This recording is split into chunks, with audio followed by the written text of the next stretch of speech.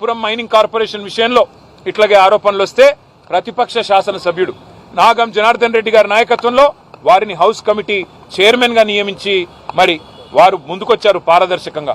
ఇవాళ నిజంగానే ఈ ప్రభుత్వం తప్పు చేయకపోతే, మీ మంత్రి తప్పు చేయకపోతే, మంత్రి కుటుంబం 100 కోట్ల అవినీతికి పాల్పడకపోతే ఎందుకు ప్రభుత్వం భయపడుతున్నది, ఎందుకు సభను వాయిదా వేసుకొని పారిపోయింది అని మేము అడుగుతా ఉన్నాం. తప్పకుండా ప్రధాన ప్రతిపక్షంగా వదిలిపెట్టం. ఈ పాపంలో, ఈ మంత్రి గారి స్కామ్ లో నిన్న భారతీయ జనతా పార్టీ సభ్యుల ప్రవర్తన కూడా మీరు చూశారు. వారు ఇవాళ ప్రతిపక్ష పార్టీ లాగా లేరు. భారతీయ జనతా పార్టీ వాళ్ళు మేము ఎన్ని రకాల స్కాములు బయటపెట్టి కేంద్ర ప్రభుత్వానికి చెప్పినా కేంద్రం స్పందించదు. నిన్న మైక్ ఇచ్చిన స్పీకర్ గారు బీజేపీ సభ్యులకి, వాళ్ళు కూడా మంత్రి గారి అక్రమాలకు వంత పాడుతూ ప్రభుత్వం ఆడినట్టల్లా ఇక్కడ బీజేపీ ఆడుతా ఉన్నది. ఇది కూడా రాష్ట్ర ప్రజలు గమనించాలని చెప్పి కూడా మేము కోరుతా ఉన్నాం. ఇక ఇంకొక విషయం కూడా మీకు చెప్పాలి. మంత్రి గారి విషయంలో ఖచ్చితంగా ఏ మంత్రి అయితే ఇల్లీగల్ మైనింగ్ కు పాల్పడ్డాడో, ఏ మంత్రి గారి కుటుంబం అయితే ఇల్లీగల్ మైనింగ్ కు పాల్పడ్డదో, ఏ మంత్రి గారి కుటుంబం అయితే ఇవాళ 1 కోటి ఎకరాల భూములను, పట్టా భూములను నిషేధిత జాబితాలో పెట్టి ఇవాళ ప్రజల సంపద కొల్లగొడతా ఉన్నారో, ఎవరైతే ఈరోజు ప్రైవేటు భూముల్లో కూడా గూండాలను వేసుకుని వెళ్ళి మరి కబ్జాలు పెట్టే ప్రయత్నం చేస్తా ఉన్నారో వదిలిపెట్టమనే మాట కూడా మేము హెచ్చరిస్తూ ఇంకొక విషయం కూడా చెప్పాలి. నిన్న ముఖ్యమంత్రి గారు ఎల్ఎన్టీ మెట్రో విషయంలో, హైదరాబాద్ మెట్రో విషయంలో ఒక స్టేట్మెంటు, ఒక తీర్మానం అని పెట్టారు.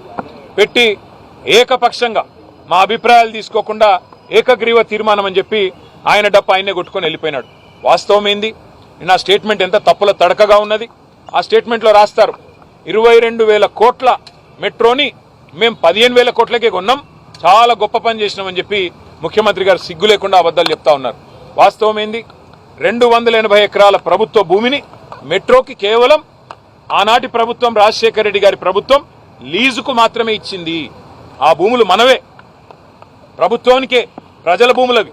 ఆ 280 ఎకరాలు వాళ్ళకి ఎల్ఎన్టీకి రాసివ్వలేదు, కేవలం లీజుకి ఇచ్చారు. లీజుకి ఇచ్చిన భూముల్లో ఎల్ఎన్టీ వాళ్ళు 18 కోట్ల స్క్వేర్ ఫీట్ల బిల్టప్ ఏరియా కట్టి దాని నుంచి వచ్చే ఆదాయంతో వారు సంపాదించుకోవాలా. తిరిగి ఆ భూముల్లో డెవలప్ చేసిన 18 కోట్ల చదరపు అడుగుల భవనాలతో సహా తిరిగి రాష్ట్రానికి అప్పజెప్పి పోవాలి. ఇది అగ్రిమెంట్. కానీ నిన్న ముఖ్యమంత్రి ఏమంటాడు? 22,000 కోట్ల ఆస్తిని మేము 15,000 కోట్లకే కొన్నాం, 7,000 కోట్లు మిగిలిచ్చినాం అంటుంది. ఇది ఎట్లుందంటే మీ భూమిని, మీ ఇల్లును మళ్ళీ మీరే తిరిగి కొనుక్కున్నట్టుంది. అంటే ఎంత సిగ్గు లేకుండా అబద్ధాలు చెప్తున్నాడు ముఖ్యమంత్రి అంటే. 15,000 కోట్ల లోను ఒక ప్రైవేటు సంస్థ బ్యాలెన్స్ షీట్ మీద ఉంటే దాన్ని రాష్ట్ర ప్రజల మీద రుద్దిందే సిగ్గుచేటంటే, ఎల్ఎన్టీ సిఎఫ్ఓను అరెస్టు చేస్తానని బెదిరించి, మేడిగడ్డ బరాజు విషయంలో నేను చెప్పినట్టు ఇంటలేరని చెప్పి వాళ్ళను బెదిరించి బ్లాక్మెయిల్ చేసి చివరికి మరి ఆ 280 ఎకరాల ప్రభుత్వ భూమి ఏదైతే ఇవాళ ఎల్ఎన్టీ చేతిలో లీజ్ రూపంలో ఉందో దాన్ని కొట్టేయడానికి ఈ దండుపాలెం బ్యాచ్ వేసిన ఒక కుట్ర, ఒక స్కెచ్ నిన్న ముఖ్యమంత్రి గారి ప్రకటన. ఎల్ఎన్టీ భూములు కావవి, అవి ప్రభుత్వ భూములే, అది ప్రజల సంపదనే.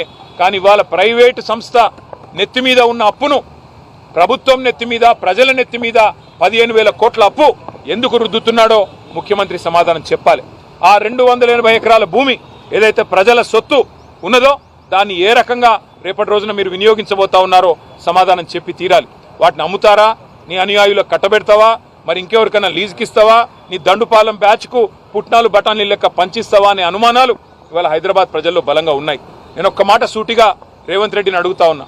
కేంద్ర ప్రభుత్వం ఒప్పుకోలేదు ఎల్ఎన్టీ చేతిలో ఉంటే, అందుకే ఎల్ఎన్టీ నుంచి తీసుకోవాల్సి వచ్చింది అంటున్నావు. మరి ఇదే కేంద్ర ప్రభుత్వం, ఆనాడు కూడా ఇదే బీజేపీ ప్రభుత్వం ఉంది.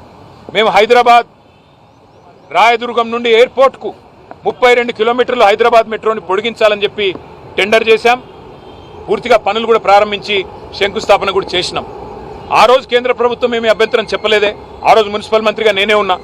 మరి మాకు చెప్పిన అభ్యంతరం నీకెందుకు చెప్తున్నది? ఏమైనా కాయిదాలు ఉన్నాయా? ఎల్ఎన్టీ ఒప్పుకోకపోతే మేము ఫండింగ్ చేయమనే కాయిదాలు ఉన్నాయా? ఇవన్నీ ముఖ్యమంత్రి గారు పుట్టించిన కాకమ్మ కబుర్లు, ముఖ్యమంత్రి చెప్తున్న కాకమ్మ కబుర్లు.